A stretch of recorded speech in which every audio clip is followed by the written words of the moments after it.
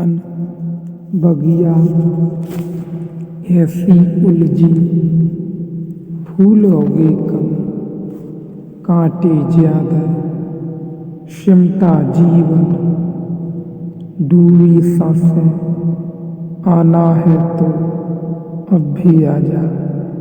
यदि आपने अभी तक अंतिम अध्याय नहीं देखा है तो कृपया करके अंतिम अध्याय देखें, उसके बाद ही इस अध्याय में प्रवेश करें। आंसू असीम की तरफ तुम्हारा पहला कदम है। आंसू इस बात की खबर है कि तुम पिघले, तुम्हारी सख्त सीमाएं कैसी थोड़ी पिघली, तुम थोड़े से नरम हुए, तुम थोड़े गर्म हुए, तुमने ठंडी बुद्धि थोड़ी छोड़ी, थोड़ी आग लगी जली, थोड़ा ताप पैदा हुआ। ये आंसू ठंडे नहीं हैं, ये आंसू बड़े गर्म हैं और ये आंसू तुम्हारे पिघलने की खबर की लाते हैं। जैसे बर्फ पिघलती है, ऐसे जब तुम्हारे भीतर की अस्मिता पिघलने लगती है तो आंसू बहते हैं। कतीले हवस थे तो आत्मसप थे, मोहब्बत हुई, बेजुबा हो गए हम।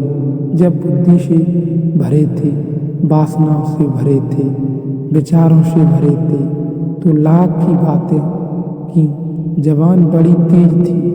कतीले हवस थे तो आत्मसनप थे, मोहब्बत हुई, बेजुबा हो गई हम। बेआंसू बेजुबान अवस्था की सूचनाएं हैं।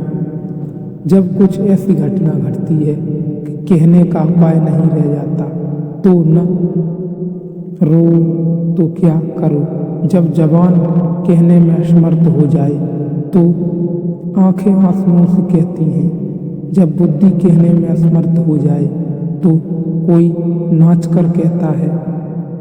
मीरा नाची, कुछ ऐसा हुआ कि कहने को शब्द न मिले। पद घुंघरू बांधा, मीरा नाची, रे रोई जार जार रोई। कुछ ऐसा हो गया कि शब्दों में कहना असंभव न रहा, संभव न रहा। शब्द बड़े संकीर्ण मालूम हुए। आंसू ही बहे सकते थे, आंसुओं से ही कहा नहीं। इस तरह के भाव मन में मत लेना कि वे लोग कमजोर हैं, वे लोग शक्तिशाली हैं। उनकी शक्ति कोमलता की है, उनकी शक्ति संघर्ष और हिंसा की नहीं है, उनकी शक्ति हार्दिकता की है। क्योंकि अगर तुमने सोचा कि ये लोग कमजोर हैं तो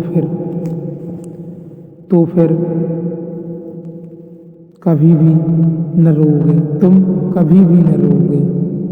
तुमसे बार बार जोर देकर कह रहा हूँ, उनको कमजोर मत समझना। उनसे ईर्ष्या करो, बार बार सोचो कि क्या हुआ कि मैं नहीं रो पा रहा हूँ।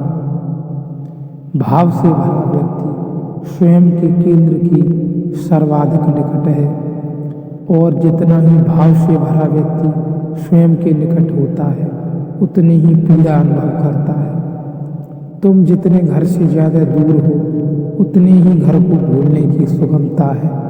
जैसे जैसे घर करीब आने लगता है वैसे वैसे घर की याद भी आने लगती है। तुम परमात्मा को भूलकर बैठे हो, परमात्मा शब्द तुम्हारे कानों में पड़ता है लेकिन कोई हलचल नहीं होती। सुन लेते हो, एक शब्द मात्र है। परमात्मा शब्द मात्र नहीं है, उसे सुन लेने भर की बात नहीं है। जिसके भीतर कुछ थोड़ी सी अभी भी जीवन की आग है उसे परमात्मा झकझोर देगा, शब्द मात्र झकझोर देगा। चाहते हो अगर मुझे दिल से, फिर भला किस लिए रुलाते हो। रोशनी के घने अंधेरों में क्यों नजर से नजर चुराते हो। पास आए न पास आकर भी पास मुझको नहीं बुलाते हो। किस लिए आस पास रहते हो, किस लिए आस पास आते हो। अगर तुमने मुझे ठीक से सुना तुम्हें परमात्मा बहुत पास मालूम पड़ेगा। किस लिए आसपास रहते हो, किस लिए आसपास आते हो। पास आए न पास आकर भी पास मुझको नहीं बुलाते हो। चाहते हो अगर मुझे दिल से, फिर भला किस लिए रुलाते हो। रोशनी के घने अंधेरे में क्यों नजर से नजर चुराते हो। जो व्यक्ति भाव में उतर रहा है वह बिल्कुल इतने करीब है परमात्मा के कि परमात्मा की आँच उसे अनुभव होने लगती है, नजर में नजर पड़ने लगती है, सीमाएं एक दूसरे के ऊपर उतरने लगती हैं,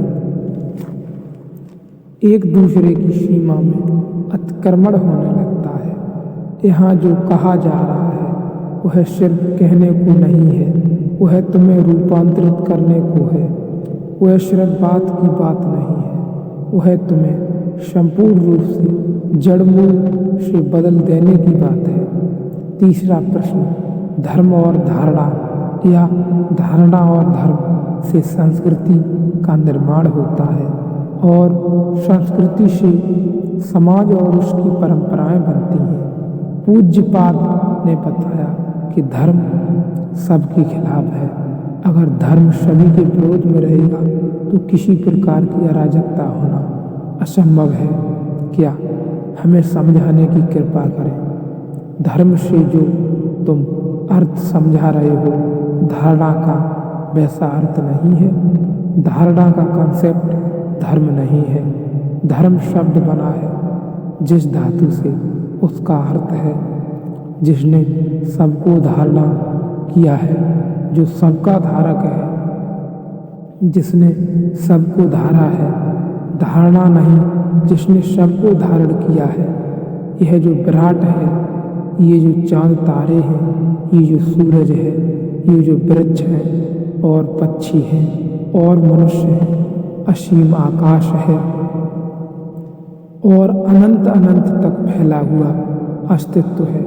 इसको जो धारे हुए है वही धर्म है।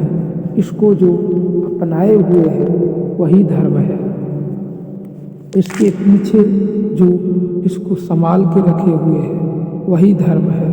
ऊपरी बात से यह धारणा ही लगती है लोगों को, लेकिन यह धारणा बिल्कुल नहीं है। धर्म के लिए अर्थ धर्म का धारणा बिल्कुल नहीं है।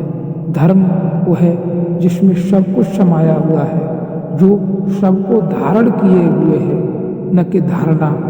धर्म सबको धारण किए